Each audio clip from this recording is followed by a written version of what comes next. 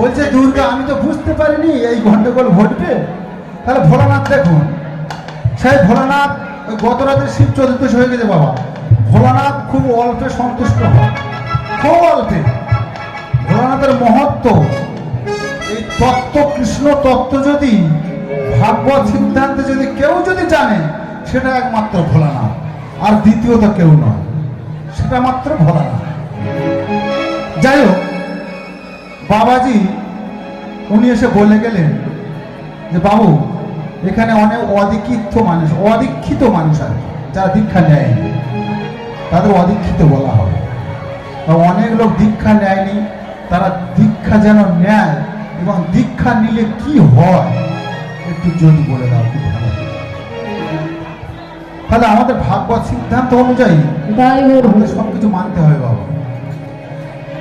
এই যে কীর্তন, আমরা আজ মনের আনন্দে কীর্তন করছি, অনেক শ্রোতা মনে করছে না নাচলে ভালো হবে না, কিন্তু কীর্তনটা কিন্তু নাচের জিনিস নয়। কীর্তন দুই প্রকার, ভালো করে শুনবেন, খুব গভীর নিগুড় তত্ত্ব ভরের জিনিস বলছি।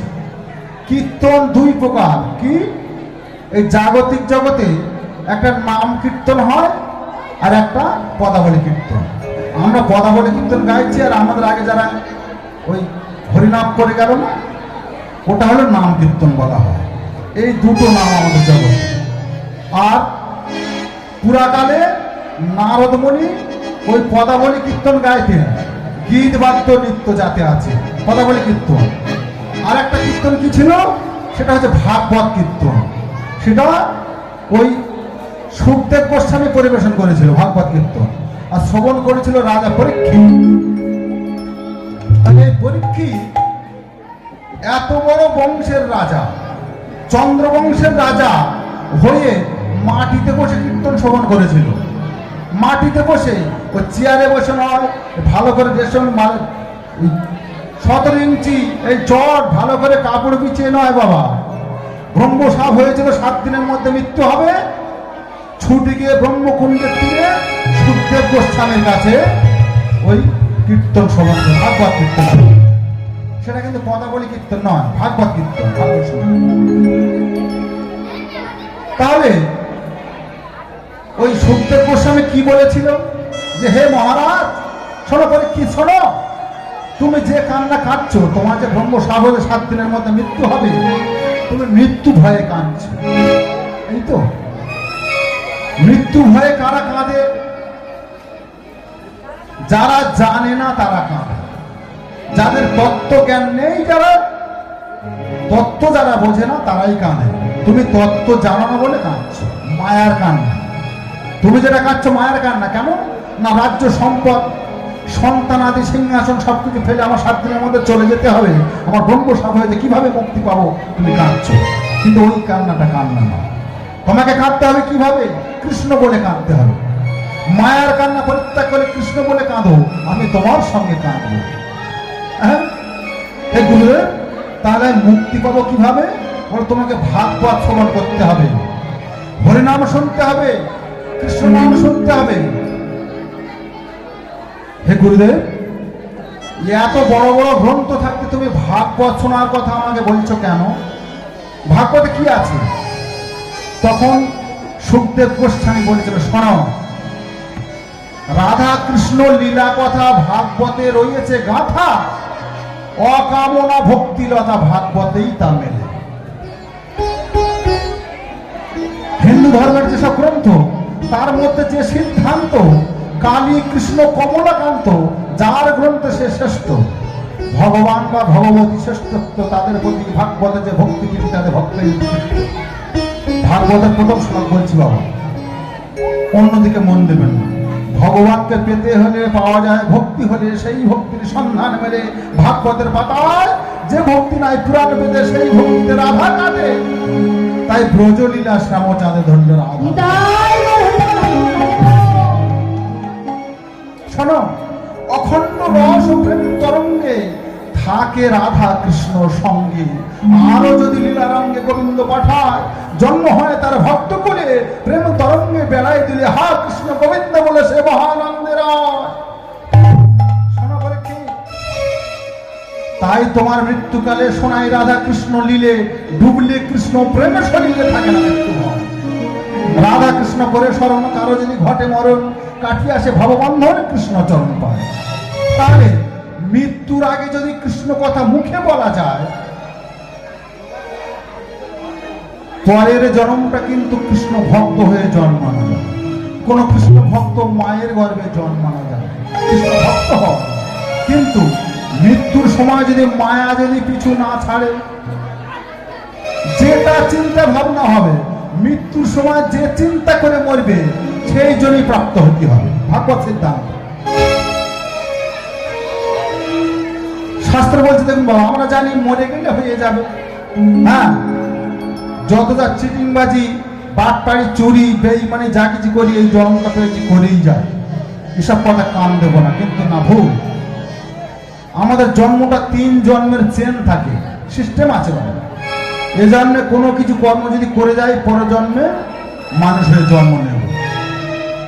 আগের জন্মে কোনো পূর্ণ সঞ্চয় স্বীকৃতি ছিল বলে আমাদের এ জন্মে মানুষ হয়েছে। আমরা আবার এ জন্মে কর্মটা বজায় রেখে গেলে পরের জন্মে আবার মানুষ হবে।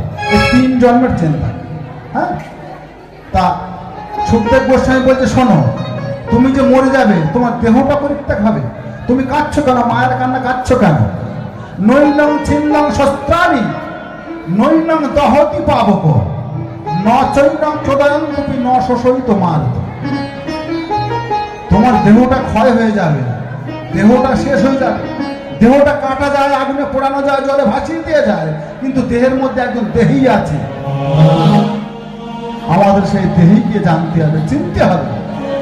দেহ থেকে যেদিন দেহী বেরিয়ে চলে যাবে, এ দেহ অঘর হয়ে পড়ে থাকবে, এ দেহ আর চলবে না। তাহলে ভাগবতের সিদ্ধান্ত বড় সুন্দর ভাবে লিখে, হ্যাঁ। তাহলে কি বলছে,